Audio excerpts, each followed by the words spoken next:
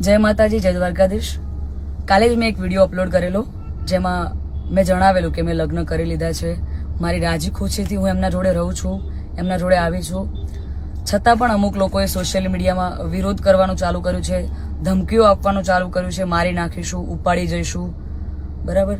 તો મને એ નથી સમજાતું કે જ્યાં સુધી હું સમાજનું નામ રોશન કરી રહી છું, જ્યાં સુધી હું મારા ઘરે પૈસા કમાઈ રહી છું, જ્યાં સુધી હું એમના માટે કંઈક કરી રહી છું, ત્યાં સુધી હું બધાને સારી લાગુ છું.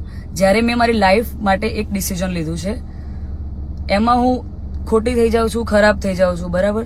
અને એને લઈને ઘણા બધા લોકોએ એવું બી મૂક્યું છે, સમાજવાળાઓ લોકોએ, કે ભાઈ અમે દીકરીઓને ઇન્સ્ટાગ્રામ, ફેસબુક બધું યુઝ કરવાનું બંધ કરાવી દઈશું. તો આ નિયમ ફક્ત દીકરીઓ માટે કેમ છે મને એ નથી સમજાતું. આપણા દીકરાઓ જ્યારે કોઈ બીજા સમાજની દીકરીને લઈને આવે છે ત્યારે આપણે બધું એક્સેપ્ટેબલ હોય છે. જ્યારે એ જ કાર્ય આપણી દીકરી કરે છે ત્યારે આપણે એના વિરુદ્ધમાં જઈએ છીએ. તો મને એવું લાગે છે કે અત્યારે તમે એકતા કરી રહ્યા છો, બહુ સારી વાત છે કે સમાજ એકતા કરે છે, પણ તમે લડવામાં નહીં, સમજવામાં એકતા કરશો તો વધારે સારું રહેશે. બાકી તો હું કાયદાકીય પગલાં લેવાની જ છું. અને આ બાબતે હું આપણા વિધાનસભાના અધ્યક્ષ શ્રી શંકરભાઈ ચૌધરીને વિનંતી કરું છું અને આપણા ગૃહમંત્રી શ્રી હર્ષભાઈ સંઘવીને પણ વિનંતી કરું છું કે મને આમાં સપોર્ટ કરે. અને બાકી તો આપણે કાયદાકીય રીતે લડવાની તૈયારીમાં છીએ.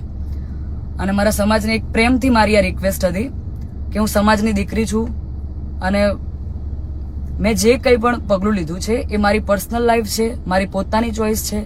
તો એના ઉપર કોઈ સવાલ કે કોઈ કમેન્ટ્સ કરવાનો કોઈને અધિકાર નથી. જય માતાજી, જય દ્વારકાધીશ.